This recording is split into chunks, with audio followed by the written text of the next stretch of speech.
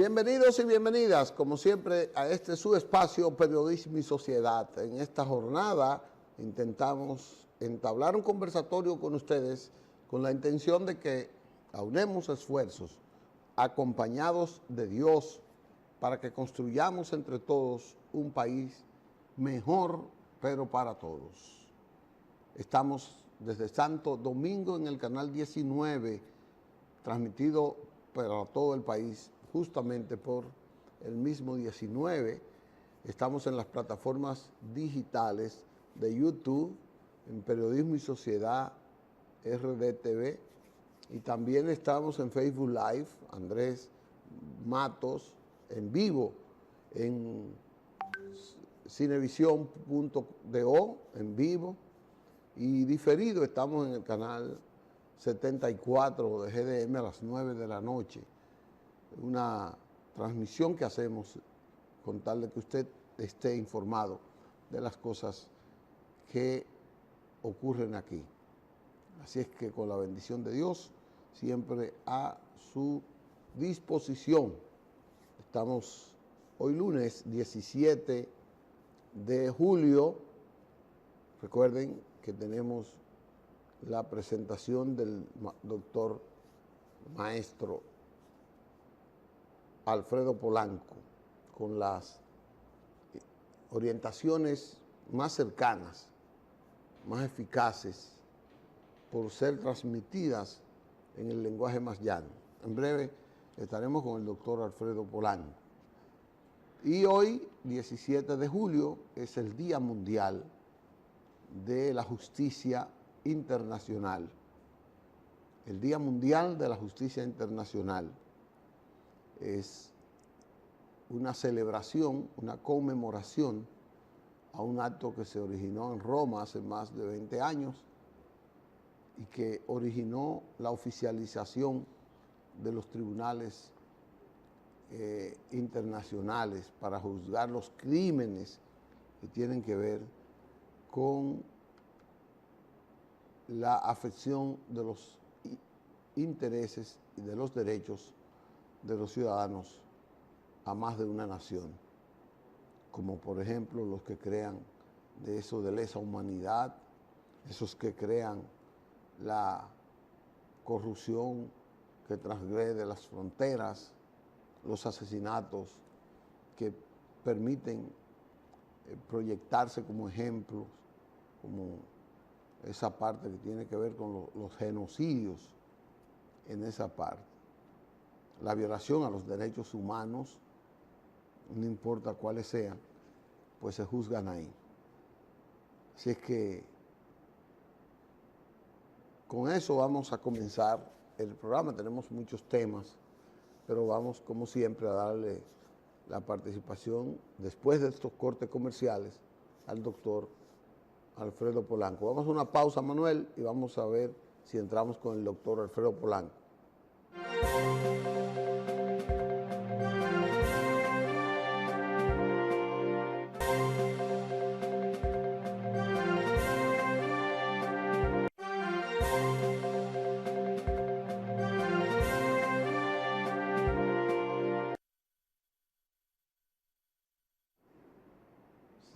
Bien, regresamos con ustedes, ya estamos en el aire y esta es la sección esperada por el pueblo dominicano, por las orientaciones que da el doctor Alfredo Polanco, que está con nosotros. Muy buenos días, doctor, bienvenido a nueva vez, porque la semana pasada, por ese sacerdocio suyo, por esa calidad de profesional, de entregarse primero a salvar vidas, a su trabajo, no pudimos airearlo el lunes pasado.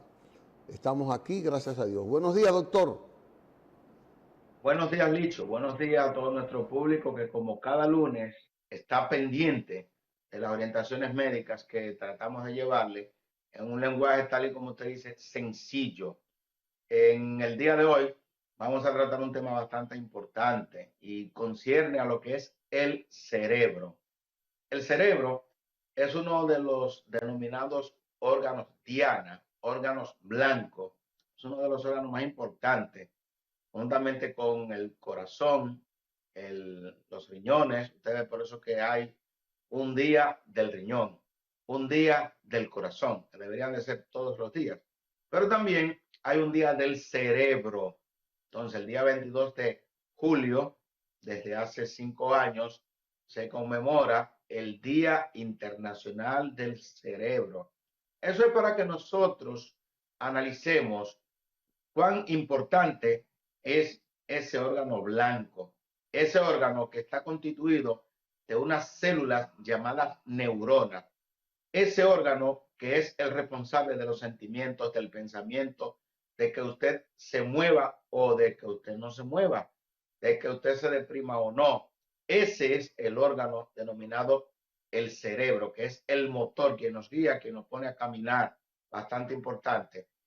Este órgano, cuando se lesiona, es el responsable de una alta tasa de mortalidad. Es decir, cada año, a consecuencia de los trastornos del cerebro, y vamos a hablar específicamente de lo que es la enfermedad cerebrovascular.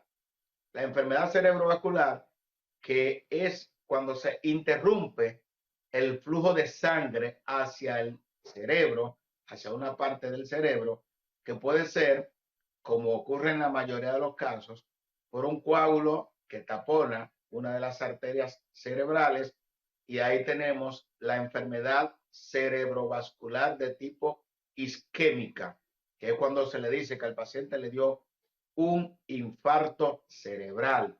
O sea, no solamente es el corazón el que se infarta, cualquier órgano que cese el suministro de sangre y por ende el suministro de oxígeno hacia la parte distal de la oclusión, va a producirse lo que se llama un infarto o isquemia. Entonces, el cerebro es un órgano que cuando se tapa una arteria cerebral, se va a producir una isquemia cerebral.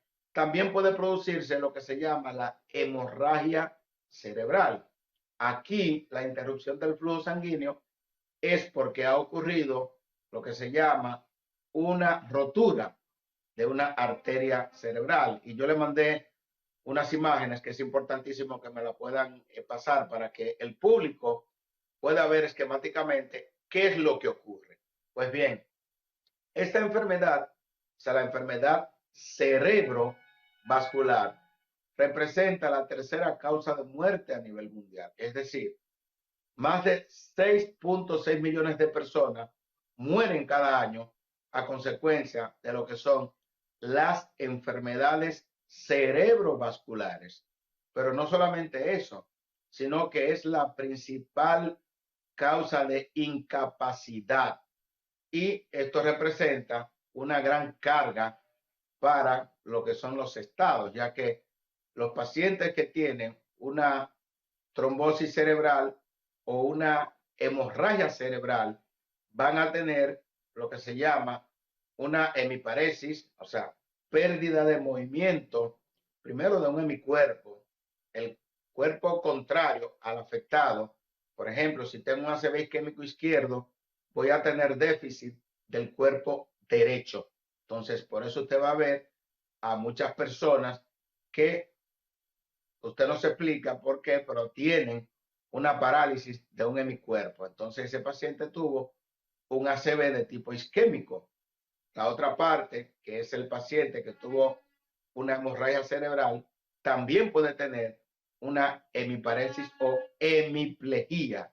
El paciente puede perder parcial o totalmente la movilidad de un hemicuerpo. Y es por eso que ese paciente requiere rehabilitación.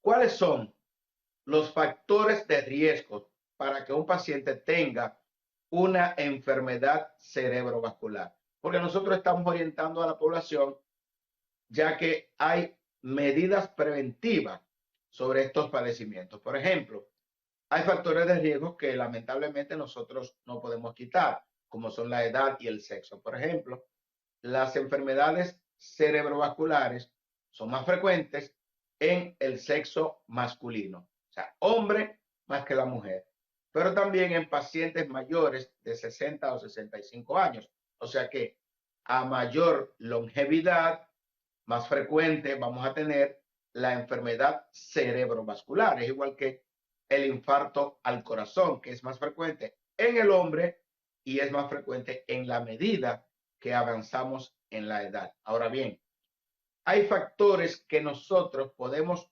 modificarlos, como son la hipertensión arterial. O sea, el paciente que tiene hipertenso descontrolado tiene más posibilidades de tener un ACV isquémico o hemorrágico que un paciente controlado.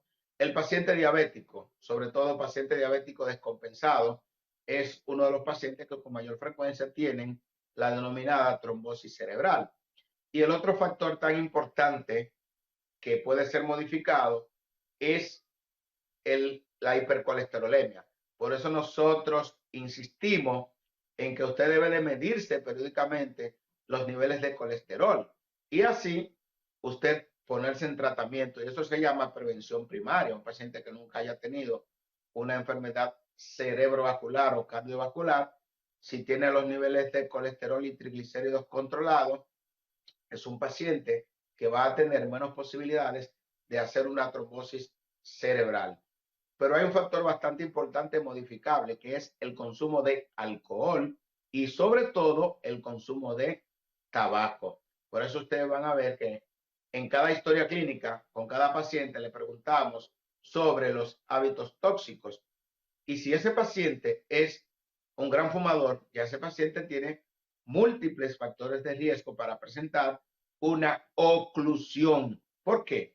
Porque ese paciente que gran fumador, ese paciente tiene, por efecto de todos los tóxicos del tabaco, ese paciente va a tener una sangre muy espesa.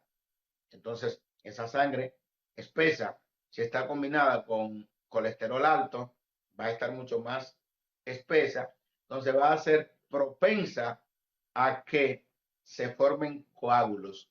Y esos coágulos van a provocar una oclusión en una de las arterias cerebrales o en múltiples arterias cerebrales. Por eso es lo que se llama el síndrome multiinfarto cerebral, que es que ese paciente tiene múltiples trombosis cerebrales. Otro factor importante, modificable, son las arritmias cardíacas. Por eso ustedes van a ver que nosotros como médicos, médico internista, médico cardiólogo, médico, todo tipo de médicos, auscultamos el corazón del paciente. Y si notamos que el ritmo cardíaco está irregular, le mandamos a hacer lo que se llama un holter de 24 horas para ver qué tipo de arritmia cardíaca tiene ese paciente.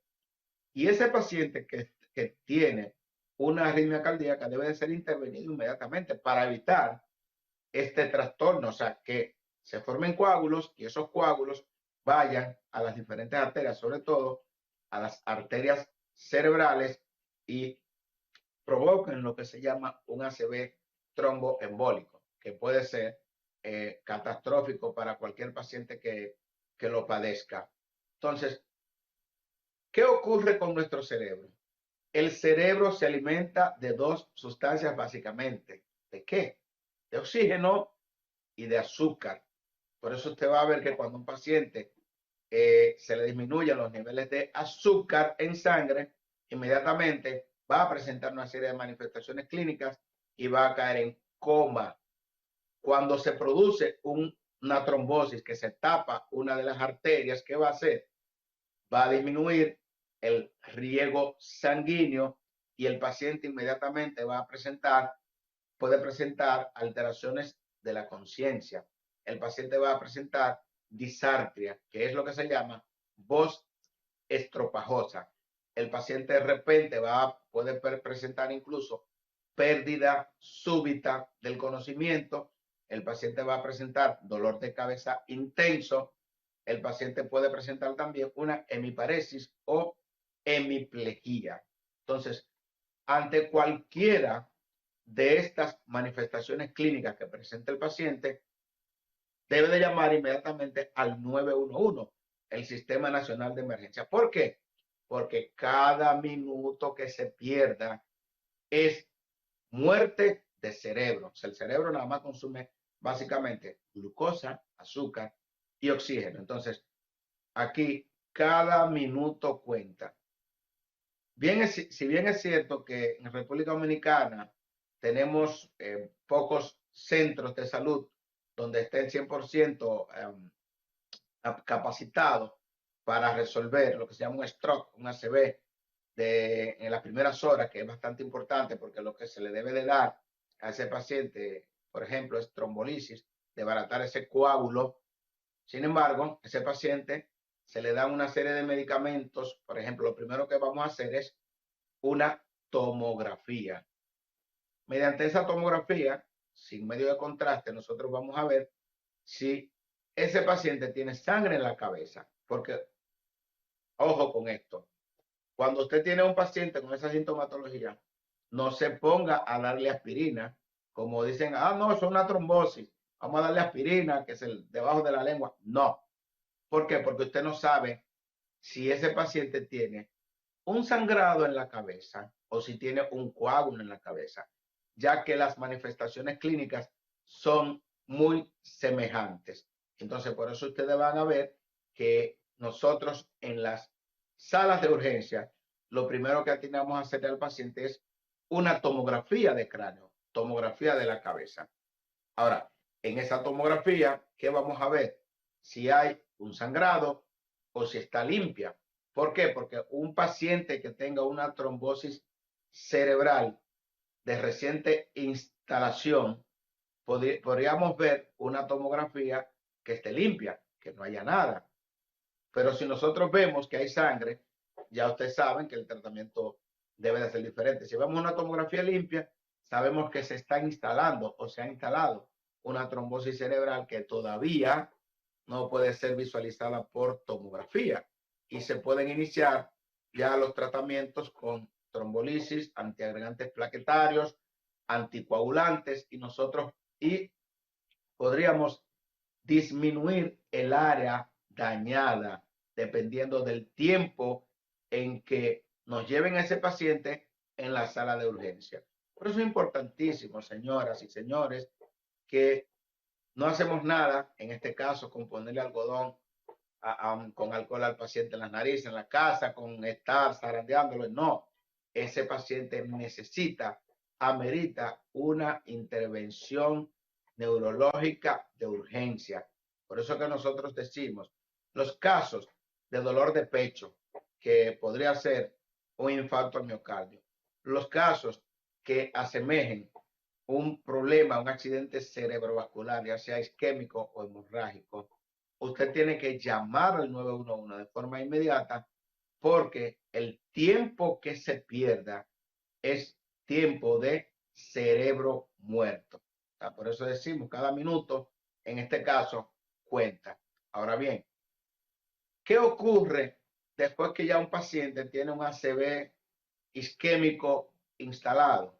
Bueno, pues su paciente usted lo lleva al médico y ese paciente va a tener un daño cerebral, una área de isquemia bastante grande. Ya al paciente lo que vamos a darle es rehabilitación, lo que se denomina la fisioterapia o terapia de rehabilitación. Por ejemplo, tenemos pacientes que después de tener un ACV isquémico masivo están hemipléjicos completamente, es decir, no mueven. Por ejemplo, puede ser el hemicuerpo derecho o el hemicuerpo izquierdo, dependiendo de en qué área del cerebro haya sido la lesión. El paciente, ojo con esto, no puede tragar. Entonces, por eso hay muchos pacientes que después que ya tienen una sonda para alimentación, un levín para alimentación, a ese paciente, si no tiene una recuperación rápida de lo que es la deglución, a ese paciente hay que hacerle una gastrostomía, es decir, un médico cirujano o un gastroenterólogo le hace un procedimiento colocándole un tubo que le lleve la alimentación directamente al estómago a través del abdomen y por ahí se puede nutrir, se adiestra a un personal, pues no va a tener una enfermera 24/7. Un paciente, después que ya le den el alta a la casa, pues tiene que ser a cargo de los familiares ya entrenados, que ese paciente debe de nutrirse. Hay que tomar en cuenta que el encamamiento de estos pacientes puede conllevarlo a la muerte. Es decir, estos pacientes que han tenido trombosis cerebral importante o hemorragia cerebral, aunque sea pequeña, son pacientes que van a estar encamados. Es un paciente que debe de dársele rehabilitación temprana. Si inmediatamente ocurrió el evento, se le da terapia física o de rehabilitación. Pero mientras ese paciente esté acostado, por ejemplo, boca arriba todo el tiempo, ese paciente puede hacer lo que se llama escaras o úlceras de presión, úlceras por presión, y de ahí tener proceso infeccioso. Por eso se les recomienda a estas personas que el familiar compre lo que se llama un colchón de aire o un colchón de agua para evitar las úlceras por presión, porque si no es un paciente que no va a durar mucho tiempo, pues esa presión que ejerce el paciente no es no poder moverse, porque si usted está durmiendo, usted y a usted le graban en el sueño, no se sabe cuántas veces durante la noche usted se cambia de posición de una manera instintiva, el cuerpo lo hace. Pero en este paciente que tiene una trombosis cerebral masiva, tenemos que movilizarlo periódicamente. Pero ¿qué ocurre? Un paciente no va a tener 24/7 a un personal para que lo mueva cada 2 horas, cada 1 hora, y por tanto es indispensable que ese paciente tenga un colchón de aire o un colchón de agua para evitar lo que son las úlceras de presión. Y como dije anteriormente, debemos de iniciar lo que es la rehabilitación temprana. Un técnico en fisiatría puede acudir a su domicilio periódicamente, siempre y cuando depende de las condiciones del paciente, porque hay pacientes que no podríamos trasladarlo 2, 3 veces por semana a un centro de salud, pues ni modo. Ese paciente tendría que recibir la terapia física de forma domiciliaria. O sea, Doctor, esto es bastante importante. Sí, vuelva y o amplíeme esto. Cuando se produce lo que llaman una muerte cerebral, ¿en qué consiste? Y a veces como que dice el doctor, bueno, él está, el corazón está circulando, no le ha producido un infarto cardíaco, pero tiene muerte cerebral. ¿Cómo es que puede ocurrir eso? que ya la muerte cerebral es otro capítulo bastante amplio. Por ejemplo, los pacientes que tienen trauma cráneoencefálico, por ejemplo, muchos de los motoristas que llegan a nuestra sala de emergencia de trauma han recibido un trauma tan grande que ese paciente, pues nosotros revisamos todo lo que son los reflejos y ese paciente no tiene ningún tipo de reflejo, no tiene reflejo pupilar, reflejo de las náuseas, usted lo estimula en cualquier parte del cuerpo y no va a haber ninguna respuesta. Ya ese paciente tiene muerte cerebral o muerte encefálica. Generalmente, este paciente está en ventilación mecánica y es el paciente que se utilizan algunos órganos que estén buenos para lo que es la donación de órganos, es para el trasplante. O sea, muerte cerebral es sinónimo de muerte. O sea, para que la persona no vaya a pensar que un paciente que tiene muerte cerebral se va a recuperar. No, no, no, no, no. Ese órgano, cuando dejó de funcionar, o sea, el cerebro, muerte cerebral, ya ese cuerpo nunca más se va a recuperar. Nosotros hemos tenido muchos casos en nuestro hospital de trauma, el Neras Lora, de casos en que hemos hablado con los familiares, le hemos explicado que su pariente tiene muerte cerebral, se ha hecho la solicitud de órganos y uno respeta las creencias porque la persona nunca pierde la esperanza mientras ve a un pariente que está intubado, que está respirando, pero por una máquina.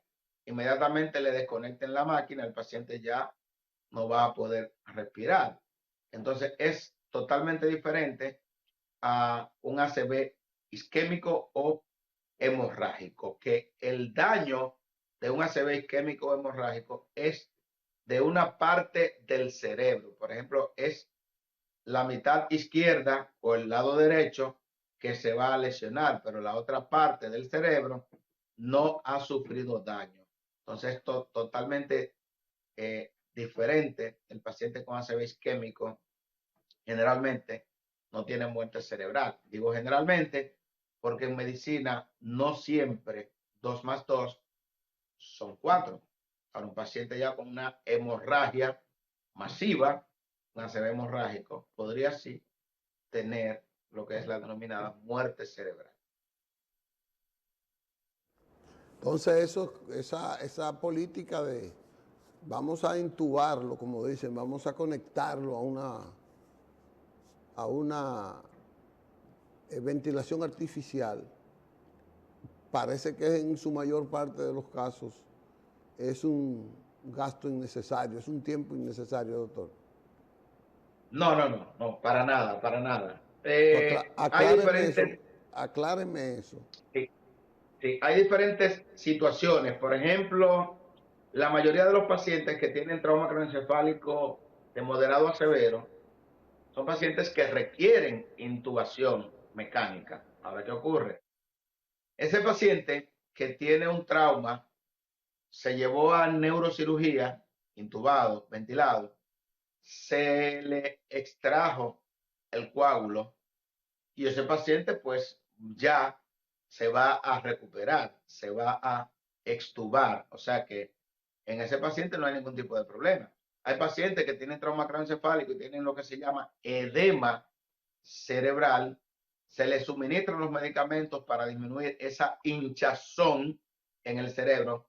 Hay que recordar que el cerebro está alojado aquí en el cráneo, cubierto por hueso. Entonces, esa bóveda craneana, cuando el cerebro se inflama, ya sea por un trauma o por una disminución de la osmolaridad o una disminución del azúcar de manera abrupta, si eso se inflama, va a provocar que el paciente entre en estado, podría conllevar a que el paciente entre en estado de coma. Entonces, ese paciente habría que intubarlo, ponerle los medicamentos pertinentes y se va evaluando al paciente periódicamente por tomografía. Y cuando ya la inflamación haya cedido, pues ese paciente se extuba.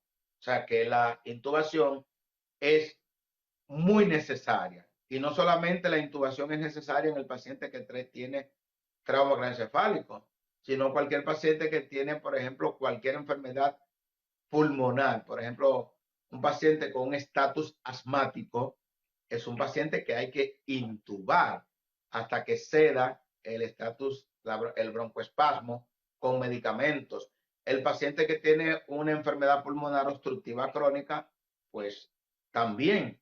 El paciente que tiene un estatus epiléptico, le van a ver a pacientes que están convulsionando por una epilepsia, un estatus epiléptico, y ese paciente se le administra medicamento, continúa convulsionando, y ese paciente hay que llevarlo directamente a un coma inducido. Entonces el paciente se intuba hasta que todos los medicamentos pertinentes hagan su efecto y posteriormente ya ese paciente puede extubarse. Es decir, la intubación mecánica, la intubación invasiva es bastante importante que todos los centros de salud, porque no se concibe que una unidad de cuidados intensivos no tenga una ventilación mecánica. Por ejemplo, tenemos casos de personas muy famosas en República Dominicana que por efecto de la infección por la COVID-19 permanecieron intubados durante 1 o 2 semanas y posterior a que la infección se dio, ese paciente o pacientes fueron extubados y regresados a sus hogares sin ningún tipo de secuelas o consecuencias. O sea que es bastante importante que las unidades de terapia intensiva cuenten cada cama con un ventilador mecánico. Y esto le voy a decir una cosa, salva muchas vidas. O sea, no es como mucha gente piensa, lo metieron a ventilación, se va a morir. No es cierto. O sea, la ventilación mecánica salva muchas vidas. Siempre con esta orientación que nos da cada lunes, bastante claras, llanas, con un lenguaje entendible por gran parte de la población y de alertar de manera preventiva a que tomemos las medidas correctivas para que no suframos una prolongación de nuestras enfermedades, que no convirtamos en catastróficas muchas enfermedades que nos afectan. Gracias, doctor, por su participación en el día de hoy. Un último mensaje que usted quiera darle. Bien, lo importante de estos temas, por ejemplo, es que podemos prevenir, en este caso, la enfermedad cerebrovascular. Sabemos que hay factores modificables que nosotros podríamos tratarlos adecuadamente. Control estricto de la presión, ojo con esto. Control estricto de la diabetes. Control estricto de los niveles de colesterol y triglicéridos. No fue que me pusieron el medicamento para el colesterol por un mes, por 2 meses. No, usted tiene que usar los medicamentos del colesterol, sobre todo ya que usted ha tenido un ACV isquémico. Óyeme, nunca se lo van a quitar. Siga usándolo tanto como usa la aspirina, como usa el clopidogrel, que son bastante importantes usted mantener esta medicación. Deje de fumar, que el tabaco lo único que provoca es daño. Si usted consume alcohol, que sea moderado. Por ejemplo, una copa, 2 copas de vino es tolerable, pero tiene que evitar embriagarse, que son los principales factores de riesgo para que un paciente presente una enfermedad no transmisible, pero que viene siendo la segunda o tercera causa de muerte a nivel mundial, que es la enfermedad cerebrovascular. Yo creo que con esta información es suficiente. La próxima semana vamos a tratar otro tema de importante relevancia para nuestro público. Muchas Bueno, gracias. muchas gracias, doctor, y nos veremos la próxima semana aquí en Periodismo y Sociedad y Salud, que cada lunes usted nos trae con esa sapiencia. Vamos a una pausa, Manuel, y volveremos de inmediato con otros temas.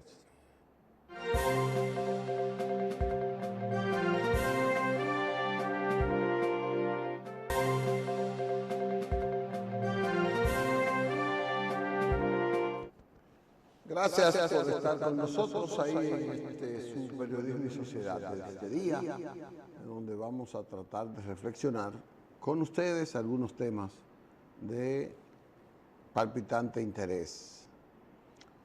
Una noticia internacional que quiero resaltar, porque eso va a repercutir en la República Dominicana. Ustedes conocen de la guerra de Ucrania. La guerra de Ucrania pues ha dividido a Europa de manera palpable. Rusia está siendo atacada por la Unión Europea por la invasión que ha hecho de Ucrania, una antigua colonia que hace cerca de 30 años pues decidió separarse por aquella de la política de la perestroika que instaló Mikhail Gorbachev, el primer ministro ruso, que le valió el Premio Nobel de la Paz por eso. Realmente lo que ha ocurrido es que ustedes ven cómo la economía de los países menos desarrollados, los países en vías de desarrollo o los países pobres, han sufrido esta guerra porque Ucrania es un productor estratégico de gran parte de los insumos que para el sostenimiento de la economía de estos pueblos se mantienen, pero también es estratégico para esas grandes naciones también, aunque para ellos menos. Putin ha recibido unas sanciones de lo que le llama la Unión Europea. La Unión Europea es el conjunto de naciones del viejo continente, de Europa, que precisamente por la intención de anexar a Ucrania a la Unión Europea, a la OTAN, es lo que le ha provocado el ataque, lo que ha motivado el ataque de Putin. Bueno, si antes era lamentable, era lacerante para nuestras economías la reducción de las exportaciones o la reducción a la capacidad de adquirir granos de Ucrania por parte de los países pobres. Ahora será peor, porque Putin ha prohibido que se exporten granos, esos cereales que produce Ucrania, argumentando que la mayor parte de esas exportaciones van hacia los países grandes de la Unión Europea, que los países pobres en nada reciben esos beneficios. Sería bueno que él busque una manera directa de cómo él impide que esa gente obtenga esa exportación, esa importación de granos vía, puede ser Rusia, pero que no afecta a los pobres, como quiera los va a afectar de manera más directa. Pero él argumenta que los ricos son quienes se están beneficiando de eso. Y yo no lo dudo, Los beneficiarios de la guerra son los ricos. Los beneficiarios de la guerra, de cualquier guerra, son los ricos. Los pobres nada más sufren. Los pobres nada más reciben las peores consecuencias de la guerra. Entonces, por eso las guerras son deshumanizantes, son antihumanas, son guerras muy lamentables. Pero vamos a ver qué va a pasar con esto de Ucrania, de Putin, que también el hecho de tener esta guerra le ha despertado un complot interno, una oposición interna, militar y política, que no sabemos hasta dónde ese fuerte liderazgo que tenía le va a durar. Lo más lamentable es esta disposición que nos impedirá obtener granos de esa nación.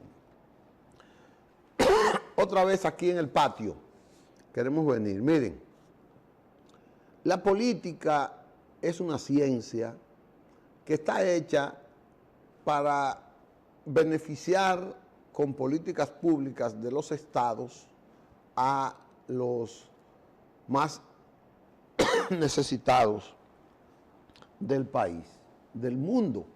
La política es una ciencia. Vamos a ver este chin de agua. La política es una ciencia. Pero en los últimos años, las últimas décadas, ha imperado una visión de la política que no es la incluyente.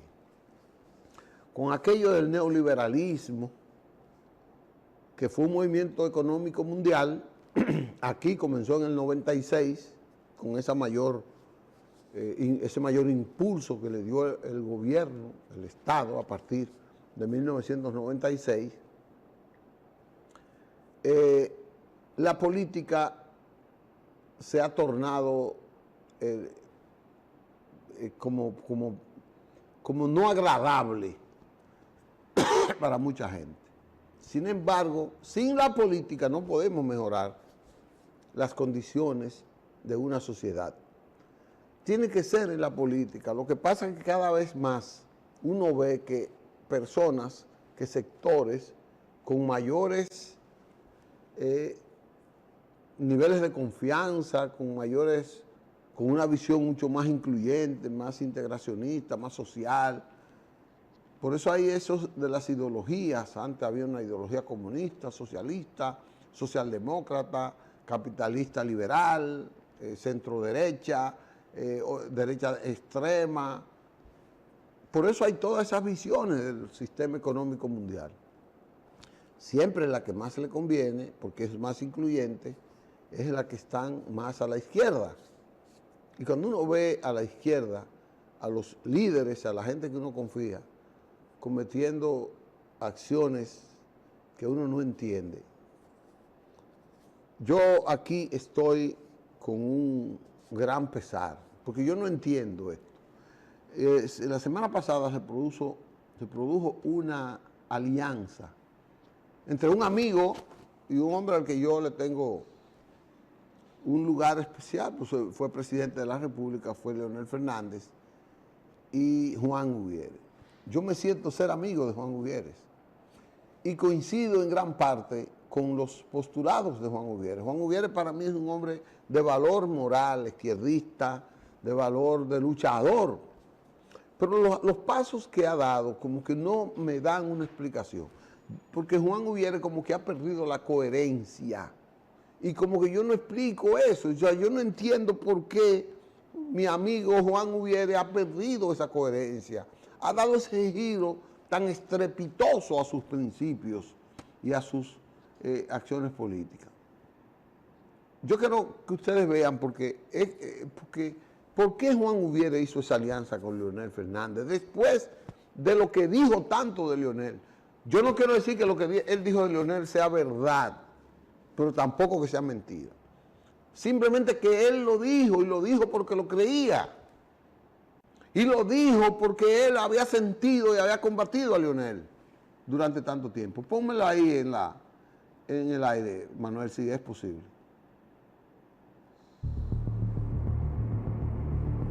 Incluyendo al presidente Leonel Fernández, el perverso más grande que tiene este país, e incluyendo su aliado de este momento. Y no estoy defendiendo la inconducta de Quirino Castillo. Que no es defendible. Que no es defendible. Estoy diciendo que justamente la acción de esos políticos corrompidos permite que el narcotráfico y otros se conviertan en los que resuelvan los problemas de su comunidad. Por el bien del país. Déjame... Adelante. El PLD hoy se puede unir todos alrededor del mayor delincuente que ha tenido este país. En los últimos 50 años de democracia. En los últimos 50, 60 años, de 62 para acá, Juan Bosch decía, usted puede ser serio, pero no esté rodeado de delincuentes. En este caso al revés. Usted es un delincuente. ¿A quién? ¿Quién? ¿Leonel el presidente Leonel Fernández. Ser serio, pero no esté rodeado de delincuentes.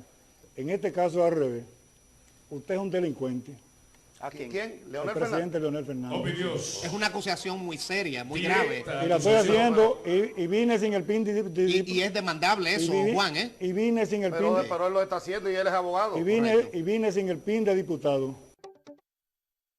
Bueno, señores, ustedes escucharon ahí. Yo le pregunto a Juan Ugüieres, ¿en qué ha cambiado Leonel esas expresiones que él ha dicho? O sea, él hizo un análisis de Leonel. Para él decir hoy, ¿qué va a decir hoy? Que Leonel es el político más honesto. ¿Qué va a decir Juan Ugüieres hoy de Leonel Fernández? No estoy diciendo que lo que él haya dicho ahí es verdad. Yo no lo voy a decir. Ni voy a decir que es mentira. No lo voy a juzgar. Pero hermano, si usted dijo tantas cosas de eso, sin haber usted hecho una autocrítica, ¿cómo es posible que usted con tanta gente honesta, pobre, que le sigue, con tanta credibilidad que usted tiene, usted va a cometer ese sacrilegio, esa unidad, con ese hombre al que usted descalificó? ¿Y qué usted va a ganar? Porque Juan Ugüieres no va a ganar nada. Yo creo que Juan Ugüieres lo único que va a hacer hoy es perder. Hoy ha perdido gran parte de su honra y de su estima que le tenía a la gente. ¿Qué gana según ser senador? Juan Ugüieres no gana más respeto con ser senador, ni más respeto con ser diputado. No gana más respeto con ser político. Ya él tiene ese respeto, que lo va perdiendo de una manera que no se explica. Por eso que los políticos tienen que ser como personas.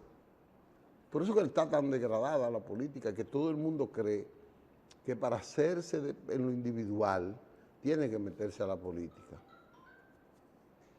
Por eso la gente ha perdido ese respeto a la política y a muchos políticos. Porque carajo, ¿qué yo digo ahora? ¿Qué yo digo ahora? Y Juan no necesita, repito, no necesita ser legislador, él no necesita ser senador, él no necesita ser diputado para ser el Juan que ha luchado por los intereses de muchos sectores en este país.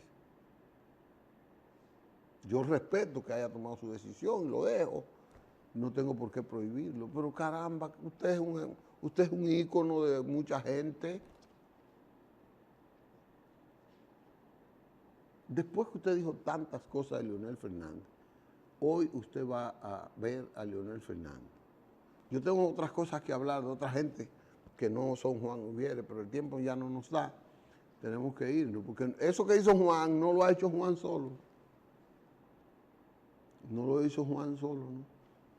El PRD declaró padre de la democracia a Balaguer después de 2 años antes de haberle robado las elecciones, que de eso hablaremos después. Veremos mañana en otro programa, Periodismo y Sociedad. Gracias.